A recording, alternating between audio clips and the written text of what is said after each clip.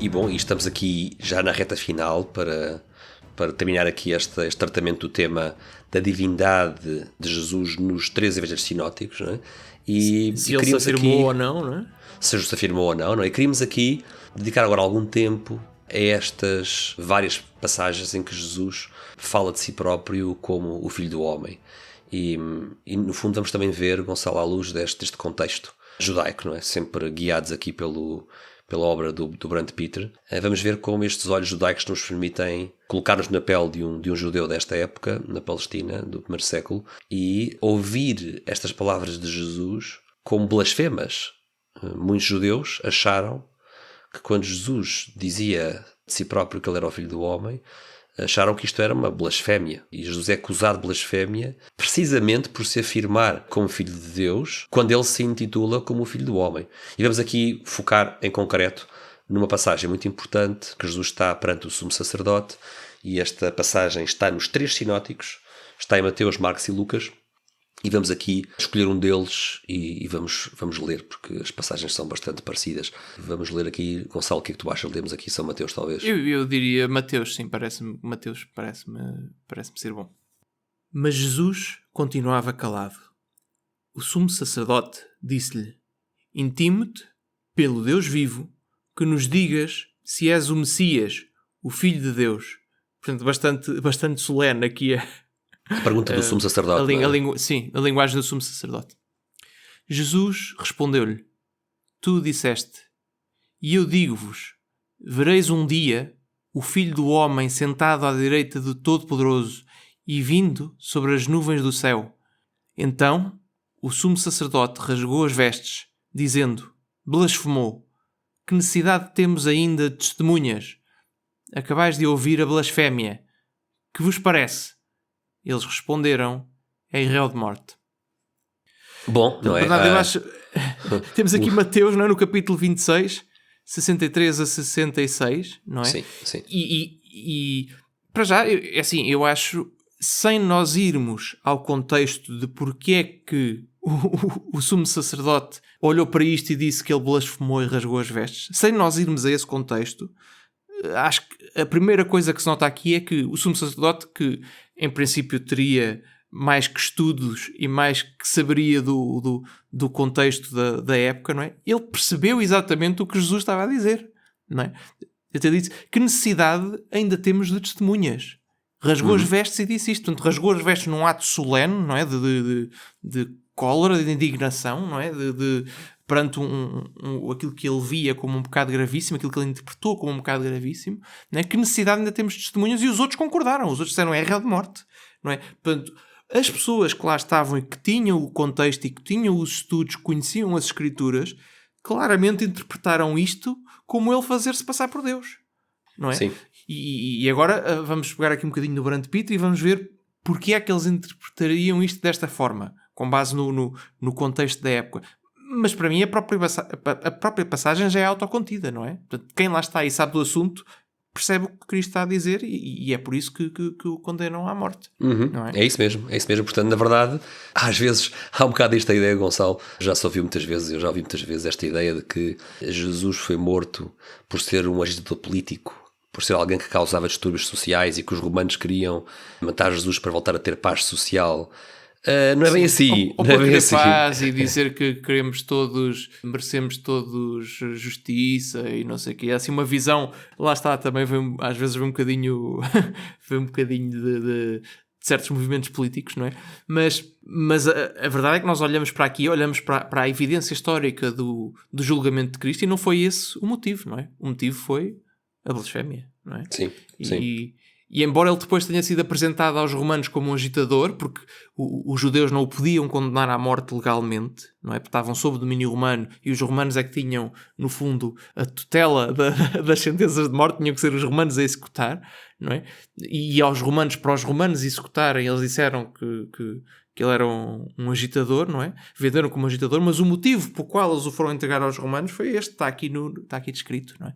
E se quisermos, até podemos aqui citar São João, que ainda é mais claro em relação ao motivo da condenação de Jesus. Já agora os judeus estão a aplicar... Embora já não seja sinótico, não é? Mas é interessante. Sim, é interessante esse detalhe. E já agora os judeus estão a aplicar a pena de morte por blasfémia tal e qual como manda o Levítico, portanto, de acordo com a lei judaica, a lei mosaica no Levítico, a pena para a blasfémia é a pena de morte. Portanto, isso está aqui, o contexto jurídico é aqui esse, não é? E vemos aqui o que é que os judeus dizem acerca de Jesus e destas palavras de Jesus sobre ele próprio. João, capítulo 10, versículo 33. Responderam-lhe os judeus: não te queremos apedrejar por qualquer obra boa, mas por uma blasfémia. É que tu, sendo um homem, a ti próprio te fazes Deus. Este é o contexto desta perseguição judaica a Jesus, não é? É que Jesus, de acordo com os judeus, sendo um homem, se faz Deus. Mas agora, Gonçalo, a pergunta que nós temos que colocar é: mas a única coisa que Jesus disse ao sumo sacerdote foi que se iria ver um dia o Filho do Homem sentado à direita de Deus Todo-Poderoso e vir sobre as nuvens do céu, não é? Como é que isto é uma afirmação da sua divindade, Gonçalo? Sim, aqui vamos pegar no argumento do Brand Pitt, porque ele coloca-nos, portanto, ele no fundo diz que para podermos entender esta passagem aos olhos de um judeu do primeiro século, temos que nos colocar, temos que ter o contexto da profecia de Daniel, não é? Que é um dos livros do Antigo Testamento. Portanto, em particular aqui no capítulo 7 do livro de Daniel, não é? Os versículos 9 e depois o 13 e 14. Se nós lermos, foi aqui uma seleção que nós fizemos com base no texto que o Brand Pitt citava, e diz o seguinte: continuava eu a olhar até que foram preparados uns tronos e um ancião sentou-se. Branco como a neve era o seu vestuário. Já agora lembrar a parte da transfiguração, não é? O branco como a neve. E os cabelos da cabeça eram como de lã pura. O trono era feito de chamas, como rodas de fogo flamejante. E agora passamos para o versículo 13. Contemplando sempre a visão noturna, vi aproximar-se sobre as nuvens do céu um ser semelhante a um filho de homem. Repara, esta citação e esta frase é quase exatamente igual àquilo que Jesus diz ao sumo sacerdote. Certíssimo. É. Portanto, um ser semelhante a um filho de homem avançou até ao ancião, diante do qual o conduziram. Foram-lhe dadas as soberanias, a glória e a realeza. Todos os povos, todas as nações e agentes de todas as línguas o serviram. O seu império é um império eterno que não passará jamais, e o seu reino nunca será destruído. Portanto, estamos aqui, sim, vemos esta figura, esta figura misteriosa, não é? No livro de Daniel, que tem este ancião branco como a neve que está sentado num dos tronos, não é? Há vários tronos que aqui o profeta vê na sua visão, um trono feito de chamas, com rodas de fogo flamejante, não é? E depois aparece esta figura, um filho do homem, não é? Que se chega ao pé do ancião e todas as soberanias, glória e realeza, todos os povos e nações o servem, não é? E tem um império eterno, um império que não passará jamais. Portanto, aquilo que está a ser atribuído a este filho do homem é algo que um judeu do primeiro século interpreta isto como algo divino, não é? Isto é uma figura divina para na visão do judeu do primeiro século. E dito Cristo, de outra ao maneira, citar Gonçalo, estas palavras, de uma outra maneira podemos dizer assim, quer dizer, quando o sumo sacerdote e quem está lá no Sinédrio ouve Jesus a dizer que vereis um dia o Filho do Homem vir sobre as nuvens do céu, todos eles imediatamente sabem que Jesus está a pretender... A citar Daniel? Sim, que está a pretender, mais do que citar Daniel, não é? Está a pretender atualizar Daniel nele próprio. E isso é que é... Está a pretender ser ele o Filho do Homem, não é? Certo, e isso é que é escandaloso. Isso é que é escandaloso para os ouvidos dos judeus. Exato. E tanto é escandaloso que o próprio sumo sacerdote entende isto, rasga as vestes e grita blasfémia, e os que estão com ele concordam. Sim, é? E depois a questão dele ser réu de morte vem do Levítico, não é? Ou seja, à luz da lei judaica não havia dúvida, não é? A blasfémia confessada, não é? Tornava a pessoa réu de morte. Sim, é que não foi só ele disse noutros sítios e depois chegou perante o sumo sacerdote e disse: não, estava a brincar. Não foi isto, não é?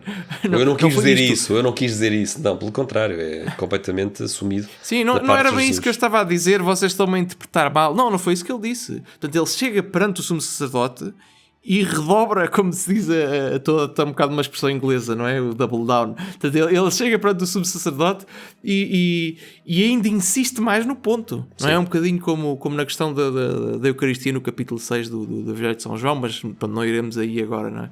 Mas perante as questões que lhe são colocadas, ele ainda insiste mais no ponto difícil, não é? Ele não volta para trás, não volta atrás com a palavra.